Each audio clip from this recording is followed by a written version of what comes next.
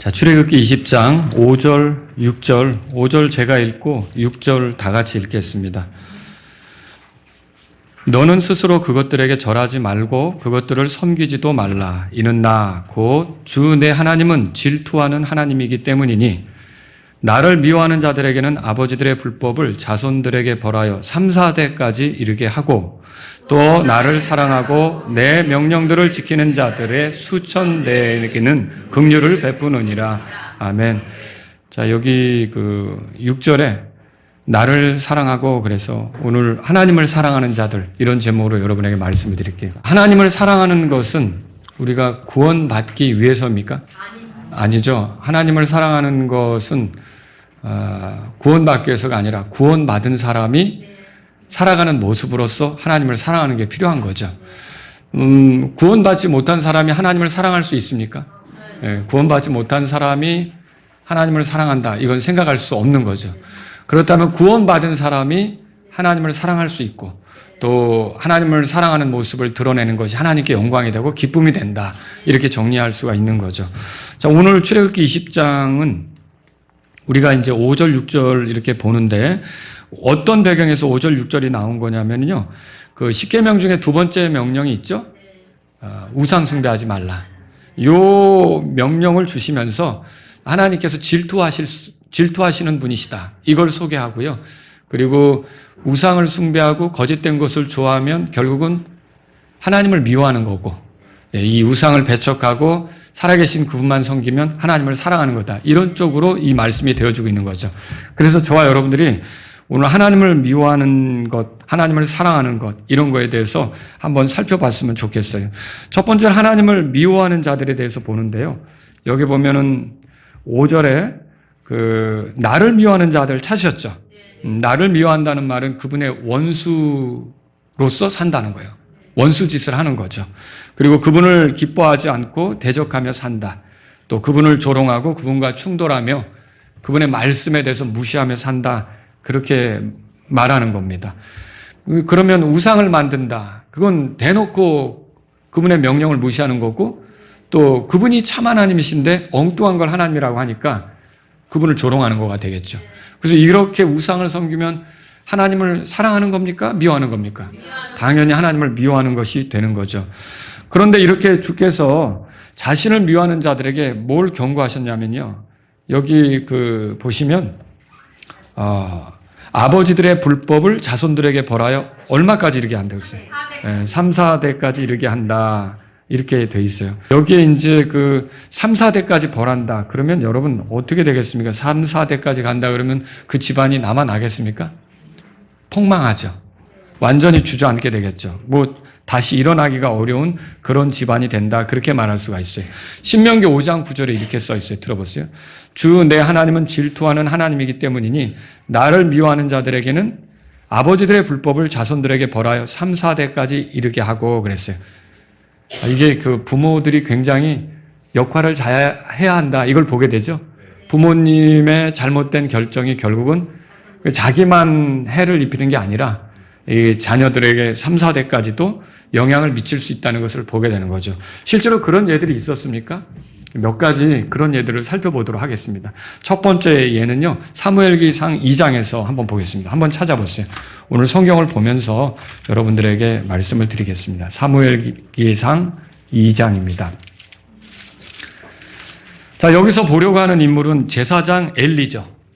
자, 하나님께서 엘리에게 질책하신 게 있어요. 29절에 보시면요. 뭐라고 질책하셨느냐. 여기 중간에 보면 내 아들들을 나보다 더 귀중히 여겨. 내 백성 이스라엘이 드리는 모든 헌물 중에서 가장 좋은 것으로 너희 자신을 살찌게 하느냐. 이렇게 말씀하셨어요. 그러니까 이 엘리의 문제는 뭐냐면 자식들에 대한 애정, 사랑 이런 것들이 물론 있는데 이게 선을 넘어서 하나님을 중시하는 데서부터 멀어진 자식들인데도 이 자식들을 일깨우지 않고 이렇게 방치하는 셈이 된 거죠. 그리고 여러분 그래서 30절에 보시면 주님께서 아주 유명한 말씀을 하시는데 중간에 보세요. 나를 존중히 여기는 자들을 내가 존중히 여기고 나를 멸시하는 자들은 소홀히 여겨질 것이기 때문이라. 찾으셨죠? 이게 주님께서 너희 아들들이 나를 이렇게 무시하고 내 제사에 대해서 참여하면서 내 제사를 드리는 거, 내게 제사 드리는 걸 존중하지 않고 재물에만 더 관심이 있어서 고기 먹는 데만 더 빠져서 이렇게 한다 그러면 내가 어떻게 너희를 존중할 수 있겠냐. 이렇게 따끔하게 훈계하고 질책하시는 그런 모습이죠. 자, 제사장 엘리의 아들들에게 문제가 있었죠. 어떤 문제예요? 17절로 거슬러 올라가 보세요. 17절에 그런즉 이 청년들의 죄가 주 앞에 심히 컸으니 이는 사람들이 뭐라고 돼 있어요? 주의 헌물을 멸시하였기 때문이라. 그러니까 이게 하나님께 제사를 드리러 올 때 희생물을 가져올 거 아닙니까? 그럼 하나님께 바치는 게 우선이죠. 그리고 나서 이제 제사장 몫이 있으면은 그걸 취해도 되는 거 아닙니까? 근데 이들은 하나님께 드리는 것보다 자기들이 취할 목, 그거부터 챙기느라고 하나님의 제사는 뒷전인 거죠. 하나님이 이걸 기뻐하시지 않은 거예요. 그리고 22절에 내려가 보시면요. 우리 함께 읽어보겠습니다. 이제 엘리가 매우 늙었더니 자기 아들들이 온 이스라엘에게 행한 모든 일과 어떻게 그들이 회중 성막문에 모인 여인들과 함께 누웠는지를 들었더라. 이 말은 무슨 말이냐면 제사장으로서 일하는 그들이 이제 하나님 섬기겠다고 성막으로 나온 사람들이 있을 거 아닙니까? 그러면 그 중에 여자들하고 같이 이렇게 눕게 된 거예요. 그럼 이건 성적으로 부도덕하게 군 거죠. 제사장 집안에서 하면 안 되는 일이죠. 제사장의 아들들이 하면 안 되는 거. 그들도 제사장인데 그들이 이렇게 하나님 앞에 경배하러 온 그런 여자들을 취해서 섬기는 여자들을 취해서 거기서 수고하는 여자들을 취해서 이렇게 한다는 건 있을 수 없는 일이었다는 거죠. 그래서 결국은 하나님께서 그들의 집에 재앙을 내리시기로 합니다. 어떤 재앙입니까? 31절에 한번 읽어볼까요? 31절. 보라, 날들이 이르리니 내가 내 팔과 내 조상의 집에 팔을 끊어 뭐라고 되어 있어요? 내 집에 노인이 하나도 없게 하리라. 이게 무슨 뜻입니까? 그 집안의 후손들이 단명하게 된다는 거예요. 일찍 젊을 때 죽는다는 거예요. 그러니까 장수하는 사람이 없다 이런 뜻이죠. 이거 엄청난 경고죠. 사람들이 다 후손들이 일찍 죽게 될 거다. 오래 살지 못할 거다. 이런 이제 경고가 되는 거죠. 거기다가 33절에 아주 더 덧붙여서 추가적으로 이렇게 이제 반복적으로 말씀하시죠. 33절 읽겠습니다. 또 내 제단으로부터 내가 끊어버리지 아니할 내 사람이 내 눈을 새약하게 하고 내 마음을 슬프게 하겠고 여기서 내 집에서 나오는 자손이 모두 뭐라고 돼 있어요? 꽃다운 나이에 죽으리라. 아주 젊은 나이에 이렇게 일찍 단명하게 되는 것들에 대해서 경고를 했단 말입니다. 그리고 실제로 이런 일이 일어난다는 사인으로 뭘 보여주실 거냐면 성막에서 여자들하고 눕고 재물에 대해서 먼저 탐을 내고 하나님께 제사 드리는 걸 소홀히 했던 홈리와 비나스라고 하는 이런 두 아들을 한날에 죽게 하겠다고 경고하셨어요. 근데 실제로 그게 일어났나요? 예, 얼마 뒤에 오래 가지도 않았어요. 블레셋과의 사이에서 전쟁이 일어났을 때 이 두 사람이 같은 날 죽잖아요. 그러면 이게 일어났다는 것은 하나님께서 말씀하신 요게 일어났다는 것은 지금 너희 집안의 사람들이 이렇게 일찍 죽게 될 거다. 꽃다운 나이 죽게 될 거다. 이게 그대로 될 거라는 것을 우리가 볼 수가 있는 거죠. 앞에 게 일어났다면 이제 그 집안에 대대로 그런 일이 일어나게 될 거라는 거죠. 거기다가 36절에 보세요. 36절. 거기에 보면 다 같이 읽습니다. 또 이 일이 일어나리니 곧 내 집에 남은 모든 사람이 와서 은 한 조각과 빵 한 조각을 위하여 그에게 엎드려 이르되 원하오니 내게 제사장 직분 중에서 하나를 맡겨서 내가 빵 한 조각을 먹게 하소서 하리라 하시더라. 오늘날로 말하면 제사장인데 실직하는 거예요. 그러니까 제사장 노릇을 더 할 수가 없어요. 다시 말하면 다른 이제 제사장 가문의 다른 집안 사람들이 중심이 돼서 일을 하다 보니까 이들은 이제 섬기는 위치에서 자꾸만 빠지는 거죠. 그래서 와서 살아야 되니까 와서 구걸을 하면서 우리도 좀 섬길 수 있게 좀 한 부분이라도 담당할 수 있게 해달라고 이렇게 되는 거죠. 그러면 섬길 수 있는 기회를 잃어버리게 되는 거죠. 제사장직을 소홀히 했을 때 그런 일이 벌어지는 거죠. 여러분 지금 제사장 얘기를 하고 있지만 저와 여러분들이 오늘날의 제사장이에요. 우리가 하나님을 사랑한다면 우리가 하나님을 섬기는 제사장으로서 어울리는 일을 해야 되는 거죠. 근데 우리가 하나님을 섬기는 제사장인데 하나님께 어울리는 일을 하지 않는다 그러면 원래 하나님하고 우리가 사랑하는 관계인데 우리가 어떻게 하는 거예요? 주님이 기뻐하시지 않는 일을 하는 거고 주님을 미워하는 걸 우리 삶으로 그렇게 표현하는 거죠. 와서 경배하지만 그렇게 되는 것이 우리의 삶이 될 수가 있다는 거죠. 이건 매우 위험한 거예요.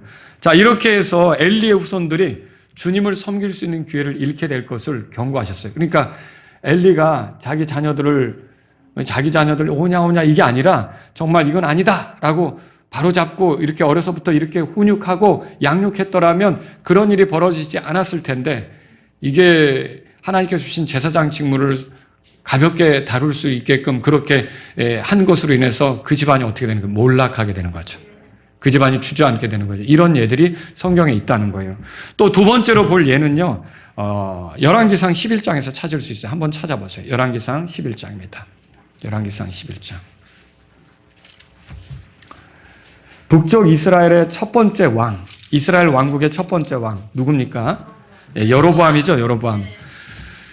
자, 열왕기상 거기 31절에 그 아이야라고 하는 예언자가 여로보암을 만나서 너는 10조각을 취하라 그렇게 말하는 게 기록되어 있어요. 그리고 이제 주 이스라엘의 하나님께서 이같이 이르시기 때문이니 보라 내가 왕국을 솔로몬의 손에서 찢어서 10지파를 내게 주리라. 그러면 여로보암은 갑자기 왕이 되는 거예요. 그러면 여로보암에게 무슨 자격이 있었느냐? 그건 아니죠. 근데 주님께 호의를 입은 거예요. 주님께서 아브라함을 택할 때처럼 그 다음에 사울을 택할 때처럼 사울 왕 됐잖아요. 그렇게 여로보암에게도 기회를 주는 거죠. 그러면서 37절에 내가 너를 취하리니 너는 내 혼이 원하는 모든 것에 따라 통쳐 이스라엘 위에 왕이 될 것이라. 그렇게 말했죠? 자, 38절은 다 같이 읽습니다. 또 이 일이 있으리니 곧 내가 내게 명령하는 모든 것을 내가 귀를 기울이고 내 길로 걸으며 내 눈앞에서 올바른 일을 행하여 내 종 다윗이 행한 것과 같이 내 법규들과 내 명령들을 지키면 내가 너와 함께 있어 내가 다윗을 위하여 세운 것과 같이 너를 위하여 든든한 집을 세우고 이스라엘을 내게 주리라.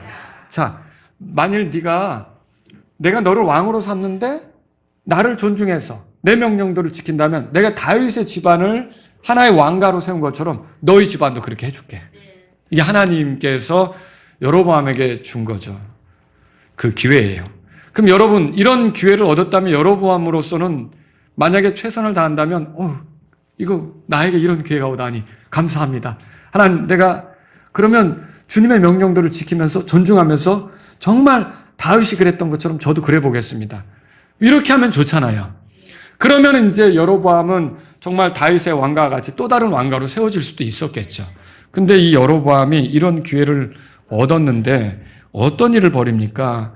자, 거기 열왕기상 12장으로 넘어가 보세요. 12장에 넘어가 보시면요. 28절에 이에 관하여 왕이 조언을 받고 그랬죠. 왕이. 여기 여로보암 왕이에요. 자, 백성들이 절기를 지키려고 향하는 도시는 예루살렘이죠. 예루살렘은 이스라엘 왕국 내에 있습니까? 그렇진 않죠. 남쪽 유다 왕국 내에 있죠. 그러면 어쩔 수 없이 절기를 지키러 갈 때는 유다 왕국으로 들어가야 되고 예루살렘으로 올라가야겠죠. 그러면 거기에 이제 계속 예루살렘으로 향하다 보면 여기가 정통 왕가야라고 또 어떤 그 영향을 받을 수 있을 거 아닙니까? 북한에서 우리 그 한류 이거 뭐 드라마, 음악 이런 거 왜 못 보게 하죠? 영향 받을까봐, 자유에 물들까봐. 그래서 아주 굉장히 철저히 이렇게 이제 접촉하지 못하게 시도하잖아요. 그러니까 이게 이스라엘 사람들이 자꾸만 예루살렘으로 올라가서 유다 왕국에 접촉하고 절기도 거기서 지키고 원래 여기가 왕국이었지. 근데 여기 솔로몬의 신하였던 자가 왕국을 세운 거야. 뭐 이렇게 하면서 그 왕국의 어떤 정통성이랄까 이런 것들이 좀 희석이 될 수도 있겠다라는 누군가의 조언에 따라서 뭘 했느냐. 28절에 보니까 그 조언을 받아들여서 금송아지 둘을 만들고 그에게 이르기를 너희가 예루살렘으로 올라가는 일이 너무 큰 일이로다. 말은 아주 힘들게 하지마 그랬지만 이면에는 예루살렘 기웃거리다가 또 이 이스라엘 왕국 여로보암 왕조에게 등을 돌릴까 봐 이런 이면으로 이렇게 이제 일을 벌이면서 이 금송아지가 이 이집트로부터 너희를 구출해내신 바로 그 신이다. 이거 사실입니까? 이거 거짓이죠. 이거 우상숭배잖아요. 하나님은 우상숭배를 나를 미워하는 일로 여기셨는데 지금 여로보암이 그 일을 시작하는 거예요. 그래서 하나님을 미워하는 일에 이제 빠져드는 거죠. 거기다가 29절에 이제 하나는 베델에 두고 하나는 단에 두고 가짜 경배를 이렇게 하고 가짜 하나님을 세운 거죠. 그리고요, 또 거기서 31절에 보니까 가짜 제사장도 만들어요. 레위의 아들들이 아닌 그 백성 중에서 천한 자들을 제사장으로 삼았다 그랬어요. 원래 제사장은 누가 돼야 됩니까? 레위에서 아론의 아들들이 제사장이 돼야 되죠. 그게 하나님이 정하신 거잖아요.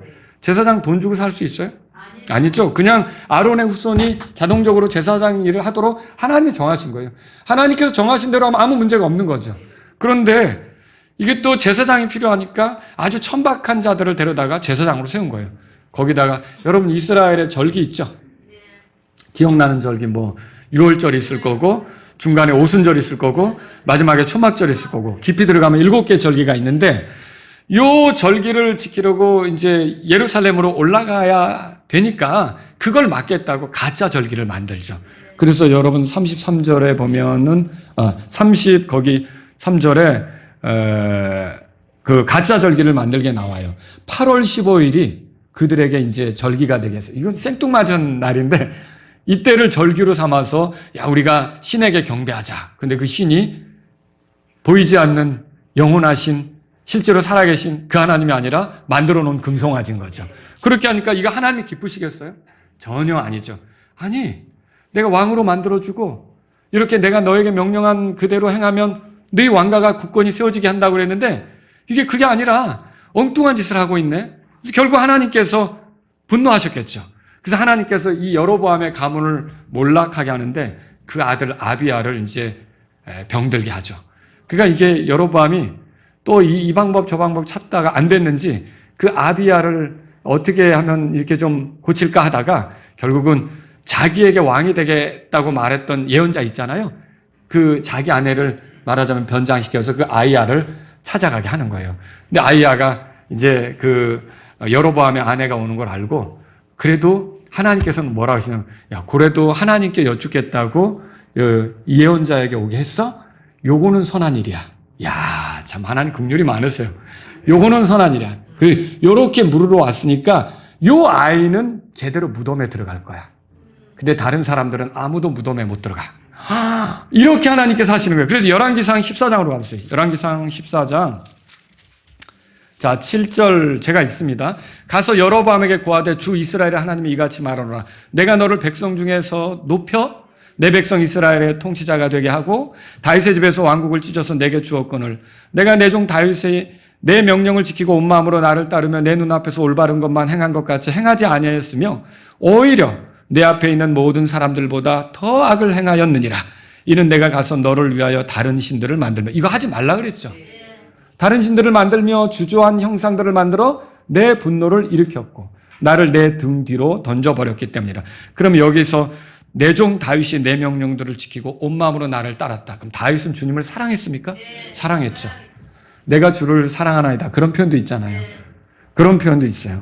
그러면 여기서 주님을 그 등 뒤로 던졌다는 말은 뭐예요? 그분을 무시했다.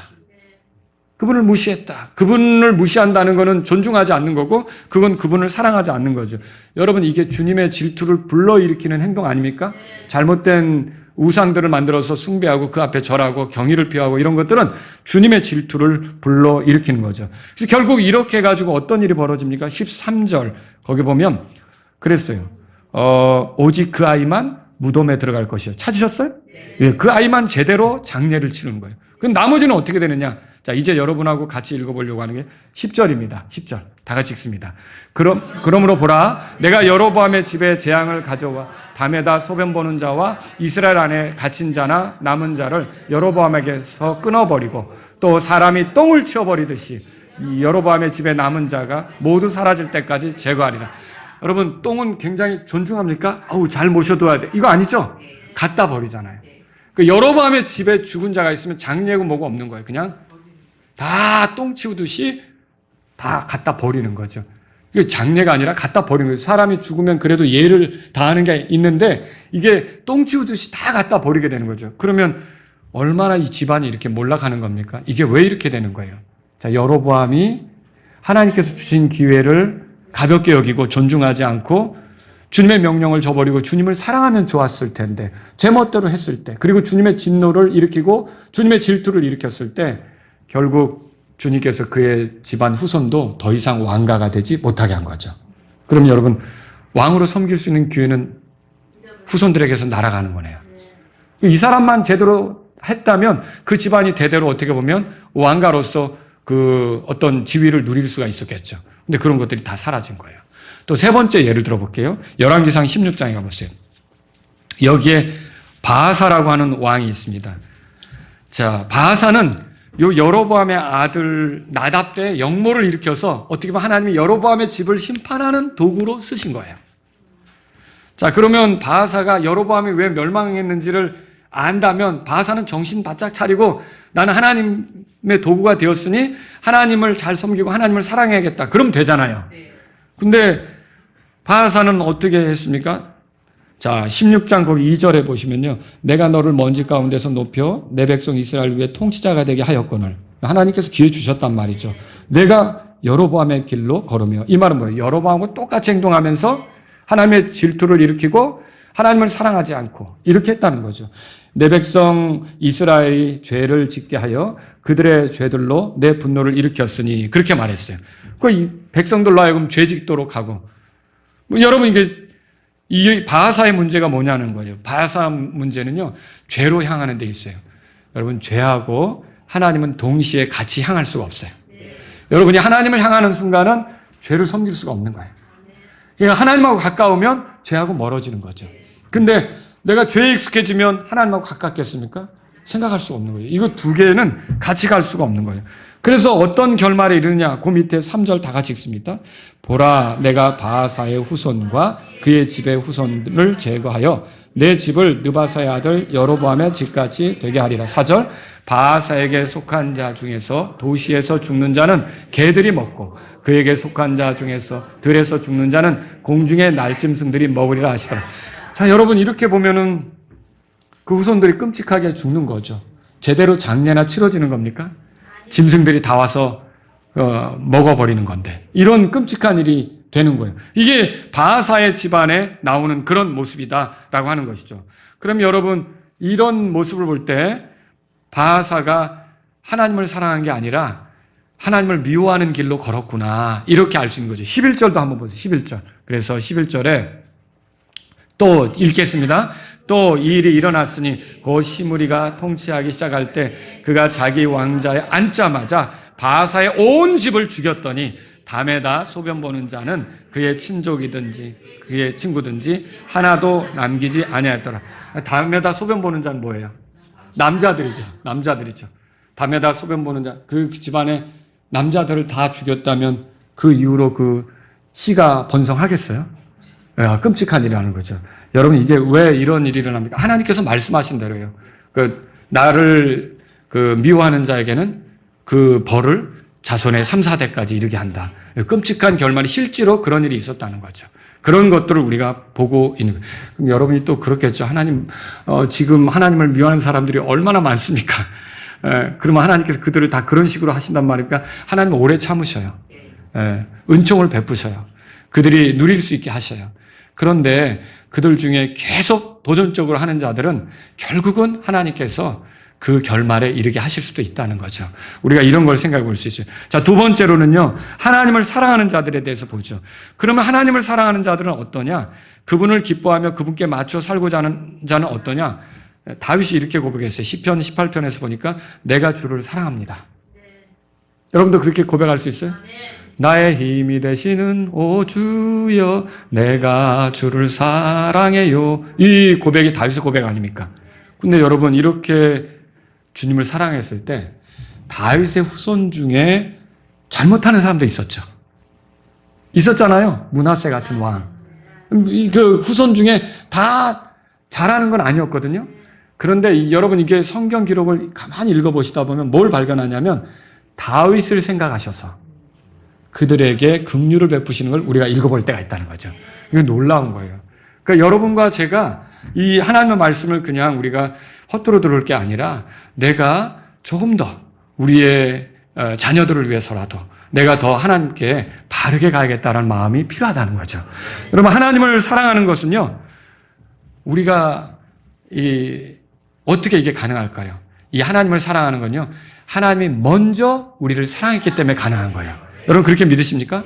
하나님이 세상을 이처럼 사랑하사 자신의 독생자를 주셨으니 이것은 누구든지 그를 믿는 자마다 멸망하지 않고 영존하는 생명을 얻게 하려 하심이라. 그렇게 말했잖아요. 이런 하나님의 사랑을 받아들인 자들이 비로소 하나님을 사랑할 수 있는 위치에 있게 된 거예요. 여러분, 하나님을 사랑하는 사람은 그래서 먼저 하나님이 나를 얼마나 사랑하셨는지를 발견한 사람들이에요. 그걸 깨달은 거죠. 그래서 여러분, 죄사함 받으셨습니까? 네, 죄사함 받은 사람, 죄 용서 받은 사람은 하나님을 사랑할 수 있는 위치에 있다는 거죠. 자, 이걸 설명하는 게 누가복음 7장에 나옵니다. 한번 다 같이 찾아보세요. 누가복음 7장이에요. 예수님께서 바리새인 시몬의 집에 들어간 일이 있었어요. 그때 그 시몬은 예수님께 발 씻을 물도 주지 않았어요. 근데 그거는 손님을 존중해서 접대하는 방식은 아니었죠.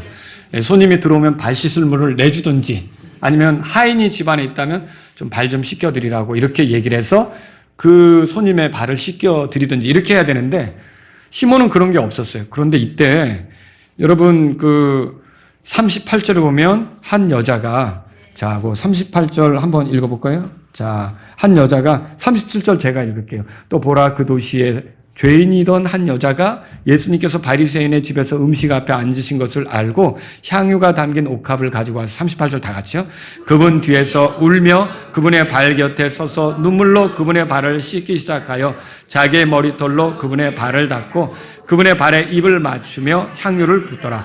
이 여자가 자기의 그 비싼 향유를 가져다가 예수님의 발에 붓고, 먼저는 이제 눈물로 발을 닦아드렸죠. 그것도 자기 머리털로. 그리고 향유를 부었죠. 근데 이제 바리새인은 그걸 지켜보면 저 여자가 죄인인데 저렇게 건들게 하다니, 요 생각만 하고 있는 거예요.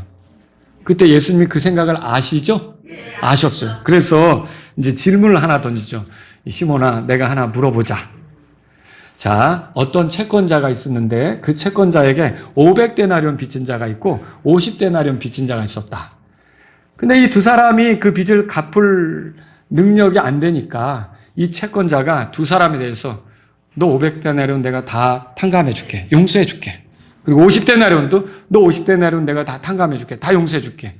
자, 그럼 이 두 사람 중에 누가 더 그 채권자를 사랑하겠냐라고 물었죠. 시몬은 대답을 맞췄습니까? 네, 맞췄죠. 500데나리온 빚진 자 아닙니까? 그 많이 탕감받았으니까 많이 사랑하겠죠. 그래서 예수님이 맞다, 그렇게 대답하셨어요. 그러면서 예수님께서는요, 많은 죄들을 용서받은 사람은 많이 사랑하고, 적게 용서받은 사람은 적게 사랑하고, 이렇게 표현한 거예요. 여러분, 하나님께서 나를 용서해 주신 일이 큰 일입니까? 이거를 크게 느끼는 사람은 주님을 크게 사랑할 수밖에 없어요. 근데 이거를 내가 얻는 것 중에 한 가지 종류로 가볍게 내가 이거 좋은 거지 라고 생각한 사람은 그게 감사하다고 생각할지는 모르겠지만 깊은 사랑을 드러내지 못할 수도 있다는 거죠. 여러분, 하나님께서 우리를 위해 자신의 아들을 희생시킨 것은 엄청난 일입니다. 그게 자신의 가장 귀하게 여기신 아들을 나를 대신해서 죽음에 처하게 한 것은 엄청난 일입니다. 그분이 거기서 피 흘리고 생명을 쏟아부어서 나를 죄에서 건진 것은 엄청난 사랑인 거죠. 여러분, 정말 하나님께서 나를 사랑하신 것이, 하나님이 세상을 이처럼 사랑하십니까? 어떻게 하실래요? 하나님이 세상을 한번 해보세요. 하나님이 세상을 좀 작아 보여요. 그래도 다시 한번 기회를 더 드릴게요. 하나님이 세상을 해야 될 거 아닙니까? 하나님이 세상을 이처럼 사랑하사, 이렇게 하는 것 같아요. 하나님은 어마어마하게 우리를 사랑하셨다는 거죠. 그 하나님께서 나를 용서해 주신 거, 나의 죄들을 이렇게 다 이렇게 갚아줘서 용서받게 해주신 거를, 이게 엄청난 사랑이다를 생각하면 우리는 하나님을 사랑할 수밖에 없는 거죠. 이걸 성경이 말하고 있는 거예요. 그래서 여러분, 이렇게 주님을 사랑하게 된 사람은 이제 주님을 사랑하는데, 그럼 그 사랑은 어떻게 표현이 될까요? 그게 오늘 출애굽기 20장 거기 5절에 본문 말씀에 그런 게 있었잖아요. 내 명령을 가지고 이제 지키는 거. 그게 사랑하는 거라고 표현하잖아요. 마찬가지예요. 그래서 예수님도 이 말씀하시죠, 여러분. 나를 사랑하고 내 명령들을 지키는 자는, 나를 사랑하고 내 명령들을 지키는 자는, 이게 묶어져 있어요. 출애굽기 20장 6절에 나를 사랑하고 내 명령들을 지키는 자. 그럼 그 말 뜻은 뭐예요? 주님을 사랑한다면 주님의 명령들을 지킨다는 거죠. 그러니까 주님을 사랑하면 순종한다는 거예요. 자, 그래서 요한복음 14장 가보세요. 요한복음 14장. 예수님께서도 그렇게 말씀하셨어요. 그래서 여러분과 제가 주님을 사랑한다면 어떻게 해야 되는가? 14장에 가보세요. 14장. 자, 15절. 예수님이 말씀하셨어요. 제자들에게 다 같이 읽습니다. 만일 너희가 나를 사랑하면 내 명령들을 지키라. 아까 그 출애굽기 20장 그 6절의 말씀하고 맥을 같이 하는 거예요. 더군다나 여러분 21절로 내려가 보세요. 21절에도 이렇게 써 있죠. 다 같이 읽습니다. 내 명령들을 가지고 그것들을 지키는 자가 나를 사랑하는 자니 나를 사랑하는 자는 내 아버지께 사랑을 받을 것이요 나도 그를 사랑하여 그에게 나를 나타내라. 그러니까 사랑한다는 것은 내 명령들을 지키는 걸로 표현이 된다. 그리고 이렇게 나에게 순종하면 성경에 뭐라고 약속하냐면 내 아버지께 사랑을 받을 것이요. 우리는 원래 사랑을 받고 있죠. 그럼 이게 무슨 말입니까? 우리가 그분의 사랑을 더 충분히 느끼고 경험하며 알아가는 그런 삶을 살 수가 있게 된다는 거죠. 나도 그를 사랑하여 그에게 나를 나타내리라. 주님의 어떠하심을 더 경험하면서 살아가는 그런 삶이 된다는 걸 보여주고 있는 거죠. 또 여러분 23절 보세요. 밑에 다 같이 읽습니다. 예수님께서 그에게 응답하여 이르시되 만일 사람이 나를 사랑하면 뭐라고 돼 있어요? 네, 이에 내 아버지께서 그를 사랑하실 것이요 우리가 그에게 가서 우리의 거처를 그와 함께하려. 이렇게 주님을 사랑하면 주님의 명령들을 지킬 거고 그들은 여기 말씀대로라면 이제 그런 거죠. 아버지께서 그를 사랑하시고 함께한다는 거예요. 물론 하나님은 우리와 함께하십니다. 성령님이 그친 거예요. 그런데 여러분이 믿는 사람이라도 때로는 주님이 나와 함께하시는 건가? 이런 불안함, 이런 것들이 들 때도 있다고요. 근데 이런 것 없이 온전히 주님이 나와 함께 한다는 그런 확고함 속에서 주님과 더불어 살아가게 되는 그런 은혜를 누린다는 거죠. 이게 어떻게 가능합니까? 주님께 순종할 때. 여러분, 순종은요, 결국은 사랑의 표현이라는 걸 알아야 돼요. 순종이 희생 헌물보다 낫다. 그런 말씀 있잖아요. 그러니까 우리 주님이 우리에게 원하시는 거는 우리가 순종하는 거예요. 자, 다시 질문해 봅니다. 순종으로 구원받습니까? 아니죠. 그러면 누가 순종할 수 있을까요? 하나님의 사랑을 깨닫고 구원받은 자들이 순종할 수 있겠죠. 세상 사람들이 순종합니까? 구원받지 못한 자들이 순종합니까? 못하죠. 주님은 그들에게는 구원받으라고 하실 거예요. 근데 우리는 구원받았어요? 그럼 우리에게 원하는 건 뭘까요? 예, 순종하는 삶을 원하신다는 거죠. 자녀가 아버지를 사랑하면 아버지께 순종하죠. 그리고 성도가 또 목사님을 사랑하고 존중하면 히브리서 13장 7절에 나온 것처럼 그 가르침을 존중하고 따르려고 할 것이고 또 여러분 학교에서 학생이 선생님을 사랑하면 배우는 데 있어서 선생님을 또 존중하고 따르려고 할 거고 성도가 하나님을 사랑하면 어때요? 그분의 명령을 지키고 존중하려고 할 거라는 거죠. 여러분이 그 침례받으라는 것도 명령이라는 거 알죠? 구원받았다면 하나님의 사랑을 깨달은 거 아니에요.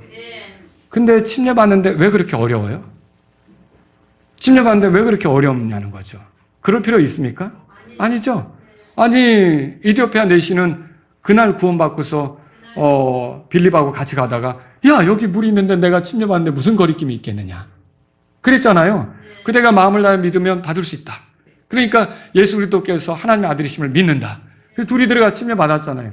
여러분 이게 예수님을 사랑한다면요 예수님이 주신 명령에 따라 침례도 순종해야 돼요. 이게 침례가 뭐예요? 복음을 받아들였다는 표시죠. 침례가 뭐예요? 예수 그리스도께서 나의 죄 때문에 죽었고 묻혔고 부활했다는 걸 인정하는 거죠. 침례가 뭐예요? 내가 그리스도와 연합해서 내가 주와 함께 죽은 사람이요 또 주와 함께 새롭게 살아가는 사람이라 내가 그리스도와 함께 죽었고 이제는 내가 아니요 내 안에 그리스도께서 사시는 사람이다. 그거 표현하는 거 아닙니까? 근데 그게 어렵냐는 거죠. 그래서 저와 여러분들은요 이렇게 주님을 사랑한다면 주님께 순종한다라고 하는 것을 배울 필요가 있는 거죠. 여러분 하나님의 사랑으로 죄들을 우리가 용서받았단 말이에요. 그게 너무 귀하다면 우리도 하나님을 사랑하는 게 마땅한 거예요. 예, 그렇게 해서 진지하게 주님을 사랑한다면 주님으로부터 오는 긍휼과 이런 그 사랑들을 계속 풍성하게 누려갔겠죠. 나를 사랑하는 자들을 내가 사랑하나니 일찍 나를 찾는 자들이 나를 만나리라. 그런 말 읽어보신 적 있죠? 예. 그러니까 주님을 사랑하면 어때요? 주님을 찾죠. 또 주님을 기다리기도 하고요. 주님을 기다리기도 하고요. 자, 남편을 사랑하면 아내는 어떻습니까? 우리 자매님들은 어떤지 모르겠어요. 출근하면 남편이 출근한다. 그러면 저녁 때 얼굴 보기를 기다립니까? 아이, 무슨 기다려. 얼마나 후련한데. 이런 거 아니죠. 예. 이게 제가 어떤 젊은이들의 신혼생활이나 부부나 그런 이야기들을 어떻게 제가 책으로 읽어봤을 때 정말 사랑하는 관계는 아침에 보내면서 잘 조심해서 와, 빨리 와, 늦게 와 하는 여자는 없죠. 혹시 늦게 와 이런 여자는 없어요. 빨리 와, 조심해 와 이렇게 하지. 다 뭐예요? 보내면서 오기를 원하죠. 그게 사랑하는 거죠. 그러니까 우리가 주님에 대해서도 어때요? 주님이 기다려지는 거죠. 우리가 주님을 기다리는 거고요. 그죠? 그리고 또 어때요? 아내를 사랑하면 집으로 돌아가고자 합니까?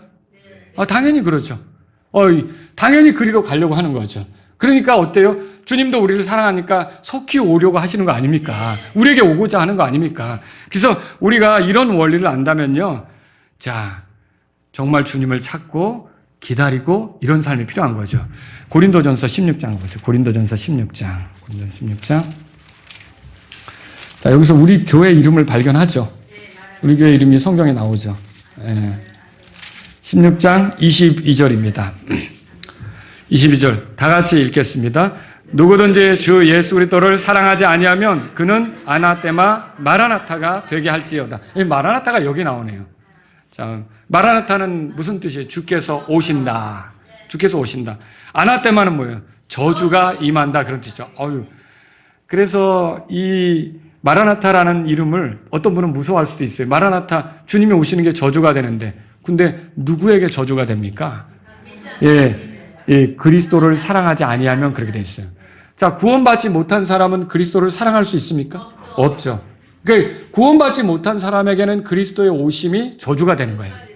그 사람들에게 저주가 되지 않게 하려면 우리는 어떻게 해야 될까요? 부지런히 복음을 전해서 그들도 그리스도를 사랑할 수 있는 위치에 있도록 도와야 된다는 거죠. 자, 그럼 저와 여러분들은 그리스도를 사랑할 수 있는 위치에 있는 게 맞습니까? 그렇다면 이제 우리에게 필요한 건 뭘까요? 이제 그리스도를 사랑할 수 있는 위치에 있다면 정말 마음과 뜻과 힘과 생각을 다해서 주님을 사랑하는 거죠. 그러니까 여러분이 주님을 사랑하는 거는 구원 얻기 위해서 사랑하는 겁니까? 아니면 이미 사랑을 받았고 구원받았기 때문에 사랑하는 겁니까? 이미 사랑을 받았고 구원받았기 때문에 주님을 사랑하는 거죠. 근데 이 사랑이 열정적일 때, 이 사랑이 이렇게 우리가 기뻐질 때는 주님이 오시는 게 기다려지는 거예요. 주님이 오시는 게 기다려지는 거예요. 남편을 사랑하면 남편이 돌아오기를 기다리는 거고, 또 나를 사랑하는 자들이 일찍 나를 찾는다고 했던 것처럼 자꾸 주님을 찾고 이런 일들이 벌어지는 거죠. 그런데 그리스도인인 우리가 좀 안타깝게도 때때로 하나님을 사랑하는 게 식어질 때가 있어요. 여러분은 없습니까?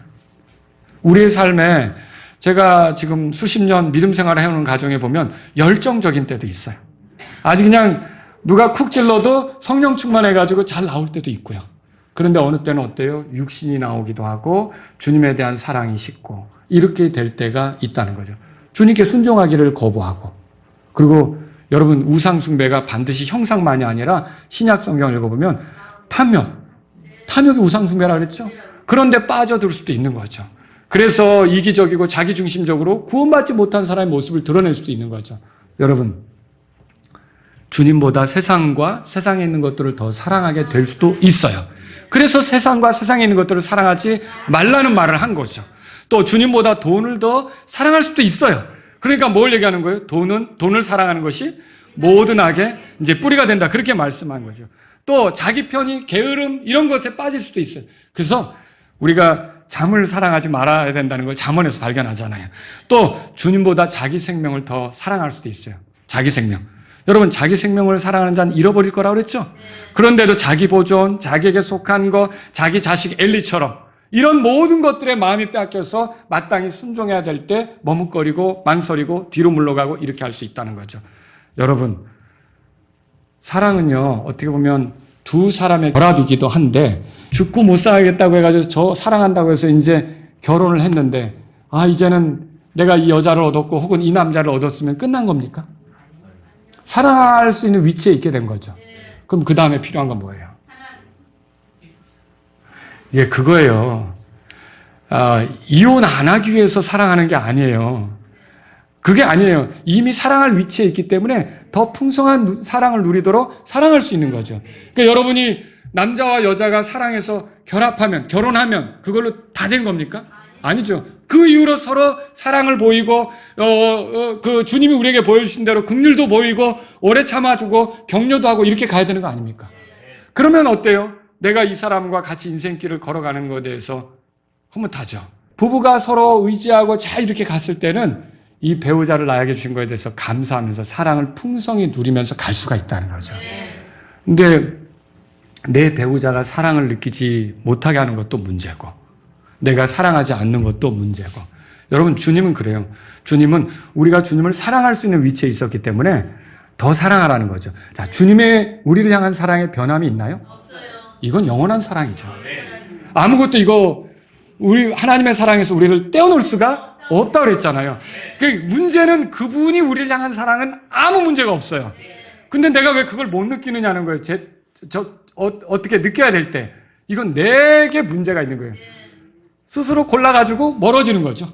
스스로 골라가지고 애정을 보이지 않는 거죠. 주님에 대해서. 스스로 거리를 두는 거죠. 그러니까 주님은 온전히 사랑하고 있는데 자기가 그렇게 주님을 사랑하지 않으니까 결국 뭔가 냉랭함도 느끼고 영적으로 식어 있다는 것도 느끼고 이렇게 되는 거죠. 여러분, 이렇게 되지 않으려면 어떻게 해야 됩니까? 단순해요. 예수님 말씀하신 대로요. 뭡니까? 우리가 마음을 다하고 혼을 다하고 힘을 다하여 주 너의 하나님을 사랑하라는 그 말씀대로 하면 되는 거죠.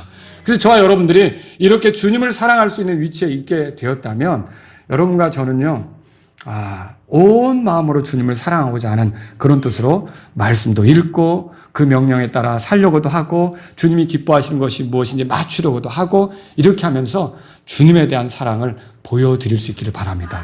여러분과 제가 이런 그 주님과의 좋은 관계를 이미 얻었기 때문에 이걸 풍성히 누려서 더 좋은 믿음의 생활이 될 수 있기를 바랍니다. 다 같이 기도하겠습니다. 일어서시겠습니다. 오늘 하나님의 말씀을 들은 여러분 가운데 주님이 저를 사랑하시면 변함이 없습니다. 그런데 때때로 내 마음이 식어질 때가 있는데 주님, 제가 마음을 다하고 혼을 다하고 힘을 다하여 주 하나님을 사랑하기를 원합니다. 이런 분 있다면 이 시간 기도하십시오. 주님이 내게 보여주신 사랑이 얼마나 큰 사랑입니까? 이 큰 사랑을 귀하게 여기며 저도 주님을 사랑하기를 원합니다. 그리고 이 사랑이 주님의 명령에 대한 순종으로 표현되기를 원합니다. 제가 절대로 주님을 질투나게 하지 않기를 원합니다. 주님이 싫어하는 것에 마음 빼앗겨서 주님이 원치 않는 것에 내 발길을 두고 그리로 향해서 내가 주님과 거리 나지 않기를 원합니다. 주님을 온전히 사랑하기를 원합니다. 이런 분이 있다면 이 시간 주님께 기도하십시오.